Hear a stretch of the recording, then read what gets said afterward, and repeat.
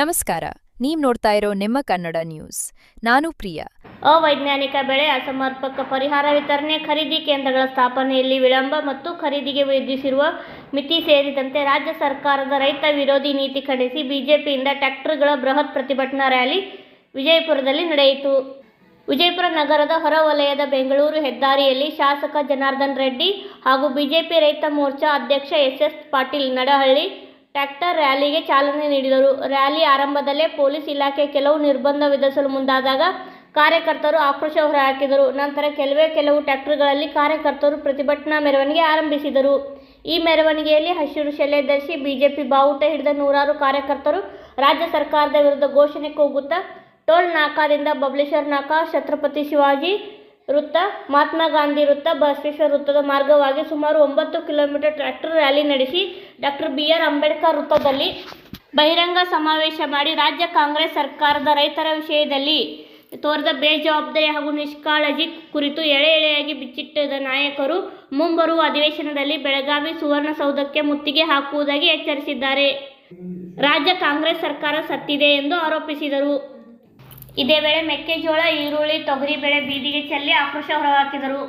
ಇದೇ ಸಂದರ್ಭದಲ್ಲಿ ಬಿಜೆಪಿ ಜಿಲ್ಲಾಧ್ಯಕ್ಷ ಗುರುಲಿಂಗಪ್ಪ ಅಂಗಡಿ, ಮಾಜಿ ಸಚಿವ ಅಪ್ಪಸಾಹೇಬ್ ಪಟ್ಟಣಶೆಟ್ಟಿ, ಮಾಜಿ ಸಚಿವ SK ಬೆಳ್ಳುಬ್ಬಿ, ಮಾಜಿ ಶಾಸಕ ರಮೇಶ್ ಬಾಸ್ನೂರ್, ವಿಜುಗೌಡ ಪಾಟೀಲ್, ಚಂದ್ರಶೇಖರ್ ಕವಟಗಿ, ಉಮೇಶ್ ಕಾರಜೋಳ್, ರೈತ ಮೋರ್ಚಾ ಜಿಲ್ಲಾಧ್ಯಕ್ಷ ಬಾಲರಾಜ್ ರೆಡ್ಡಿ, ಸಾಬು ಮಾಷಾ, ಸಂಜಯ್ ಪಾಟೀಲ್ ಕನ್ಮಡಿ, ಕಾಸುಗೌಡ ಬಿರಾದಾರ್, ಸಂದೀಪ್ ಪಾಟೀಲ್, ಡಾಕ್ಟರ್ ಸುರೇಶ್ ಬಿರಾದಾರ್, ಮಹೇಂದ್ರ ನಾಯಕ್, ಗೋಪಾಲ್ ಗಟ್ಕಾಂಬ್ಳೆ, ಮುಳುಗೌಡ ಪಾಟೀಲ್, ಈರಣ್ಣ ರಾವೂರ್, ಸ್ವಪ್ನ ಕಣ್ಮುಚ್ಚನಾಳ್, ಸಂಜೀವ್ ಐವಳ್ಳಿ ಮತ್ತಿತರರು ಇದ್ದರು.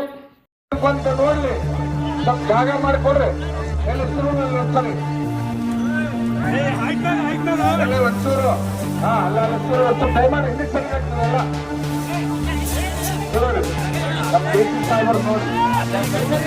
ದಯಮಾಡಿ ಸರ್ಕಾರ ಕೊಡ್ಲಿ.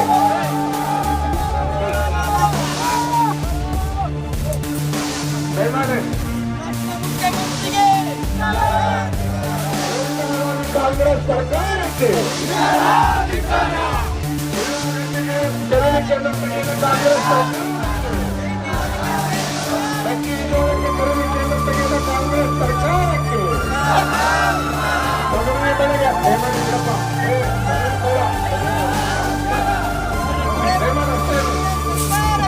ಮಾನ್ಯ ಜಿಲ್ಲಾಧಿಕಾರಿಗಳು ಬರೋವರೆಗೂ ಹೋರಾಟ ಮುಂದುವರಿಸಿ ಹೋಗುವ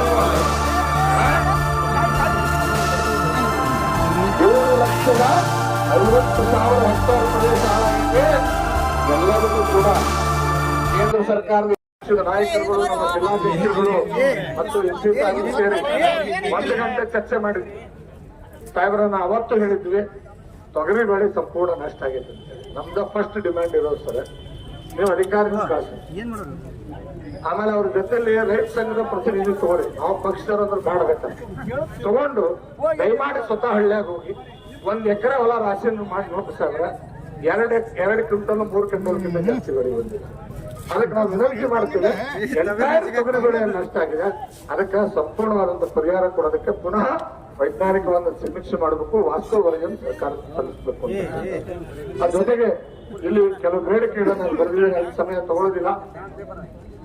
ಮಾನ್ಯ ಮುಖ್ಯಮಂತ್ರಿಗಳು, ಕರ್ನಾಟಕ ಸರ್ಕಾರ, ವಿಧಾನಸೌಧ ಬೆಂಗಳೂರು, ಮಾನ್ಯ ವಿಜಯಪುರ ಜಿಲ್ಲಾಧಿಕಾರಿಗಳ ಮುಖಾಂತರ ವಿಷಯ ಕರ್ನಾಟಕ ರೈತಪರ ಬೇಡಿಕೆಗಳನ್ನ ಪೂರೈಸಲು ಆಗ್ರಹಿಸಿ ಮಾಡಿದೆ.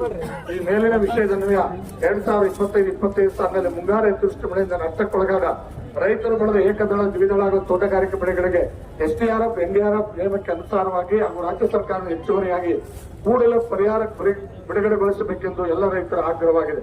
2019-20ರಲ್ಲಿ ಸನ್ಮಾನ್ಯ ಶ್ರೀ BS ಯಡಿಯೂರಪ್ಪ ನೇತೃತ್ವದ ಭಾಜಪ ಸರ್ಕಾರವು ಕೃಷಿ, ನೀರಾವರಿ ಹಾಗೂ ತೋಟಗಾರಿಕೆ ಬೆಳೆಗಳಿಗೆ ಪ್ರತಿ ಹೆಕ್ಟೇರ್ ಹೆಚ್ಚುವರಿಯಾಗಿ 10,000 ರೂಪಾಯಿಗಳನ್ನು ನೀಡಿತ್ತು.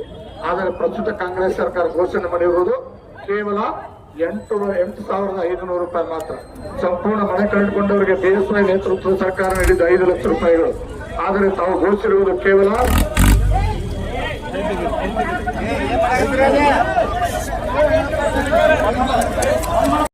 ಕೇವಲ 1,25,000 ಭಾಗಶಃ ಹಾನಿಯಾದ ಬೆಳೆಗಳಿಗೆ 2019-20 ನೀಡಿದ್ದು 3 ಲಕ್ಷ ರೂಪಾಯಿ.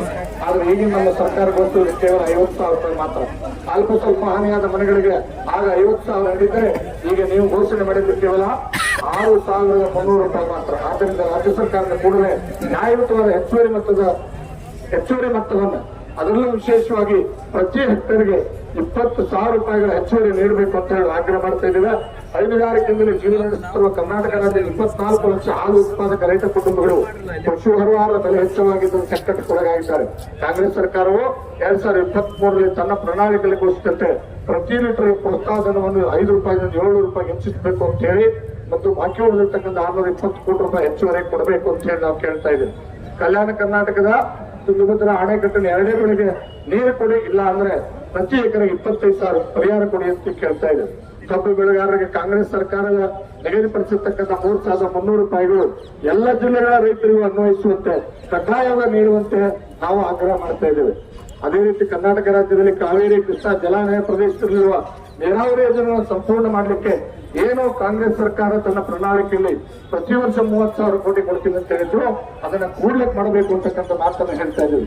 ಕರ್ನಾಟಕ ರಾಜ್ಯದಲ್ಲಿ ತೆಂಗು, ಅಡಿಕೆ, ದಾಳಿಂಬೆ, ದ್ರಾಕ್ಷಿ, ಬಾಳೆ ಇನ್ನಿತರ ತೋಟಗಾರಿಕೆ ಬೆಳೆಗಳು ತಲೆಗಿರುವ ರೋಗದಿಂದ ನಷ್ಟ ಆಗಿರ್ತಕ್ಕಂಥ ಬೆಳೆಗಳಿಗೆ ಪರಿಹಾರ ಕೊಡಬೇಕು ಮತ್ತು ಬೆಳೆ ವಿಮೆಯನ್ನು ಶೀಘ್ರವೇ ಬಿಡುಗಡೆ ಮಾಡಬೇಕು ಅಂತಕ್ಕಂಥ ಮಾತನ್ನು ಹೇಳ್ತಾ ಮತ್ತು ಕರ್ನಾಟಕ ರಾಜ್ಯದಲ್ಲಿ ಬಿಜೆಪಿ ಸರ್ಕಾರ ಈ ಹಿಂದೆ ಪ್ರಧಾನಮಂತ್ರಿ ಕಿಸಾನ್ ಸನ್ಮಾನ ಯೋಜನೆಗೆ 4,000 ರೂಪಾಯಿಯನ್ನು ಕೊಡ್ತಿದ್ರೆ ಆ ಯೋಜನೆಯನ್ನು ಪ್ರಾರಂಭಿಸಬೇಕು ಮತ್ತು ಬಿಜೆಪಿ ಸರ್ಕಾರದ ಅವಧಿಯಲ್ಲಿ 25,000 ರೂಪಾಯಿ ಶುಲ್ಕಕ್ಕೆ ರೈತರಿಗೆ ನೀಡುತ್ತಿದ್ದ ವಿದ್ಯುತ್ ಸಂಪರ್ಕ ಟ್ರಾನ್ಸ್ಫಾರ್ಮರ್ ವಿದ್ಯುತ್ ಸಂಪರ್ಕವನ್ನು ಪುನಃ ಜಾರಿಗೊಳಿಸಬೇಕು ಅಂತಕ್ಕಂಥದ್ದು. ಅದೇ ರೀತಿ ರೈತರ ಮಕ್ಕಳಿಗೆ ಕೊಡ್ತಾ ಇದ್ದಂತ ವಿದ್ಯಾನಿಧಿ ಯೋಜನೆ ನಮ್ಮ ಸರ್ಕಾರದಲ್ಲಿ ಇತ್ತು, ಅದನ್ನು ಪುನಃ ಜಾರಿಗೊಳಿಸಬೇಕು ಅಂತಕ್ಕಂಥದ್ದು ಮತ್ತು ರೈತರಿಗೆ ಶೂನ್ಯ ಬಡ್ಡಿದರದಲ್ಲಿ 10 ಲಕ್ಷದವರೆಗೆ ಸಾಲ ಕೊಡಬೇಕು ಅಂತಕ್ಕಂಥ ಈ ಅನೇಕ ಬೇಡಿಕೆಗಳನ್ನು ಇಟ್ಕೊಂಡು ನಾವು ಆಗ್ರಹ ಮಾಡ್ತಾ ಇದ್ದೇವೆ. ಈ ಒಂದು ಮನವಿಯನ್ನು ಮಾನ್ಯ ಜಿಲ್ಲಾಧಿಕಾರಿಗಳು ಸ್ವೀಕಾರ ಮಾಡಿ ಸರ್ಕಾರಕ್ಕೆ ಸಲ್ಲಿಸಬೇಕು ಮತ್ತು ನಮ್ಮ ರೈತರ ಸಹಾಯಕ್ಕೆ ತಾವು ಬರಬೇಕು ಅಂತ ಹೇಳಿ ಮೊಬೈಲ್ ಪತ್ರವನ್ನ ಈ ಸಂದರ್ಭದಲ್ಲಿ ನಮ್ಮ ಜಿಲ್ಲಾಧ್ಯಕ್ಷರು ಮತ್ತು ರೈತ ಮೋರ್ಚಾದ ಇಬ್ಬರು ಅಧ್ಯಕ್ಷರುಗಳು ಸೇರಿ ನಮ್ಮ ನಾಯಕರನ್ನು ಜೊತೆಗೂಡಿ ಈ ಮನವಿ ಪತ್ರವನ್ನು ನೀಡಬೇಕು ಅಂತ ಹೇಳಿ ಕೇಳಲಿಕ್ಕೆ ಬೇಕು.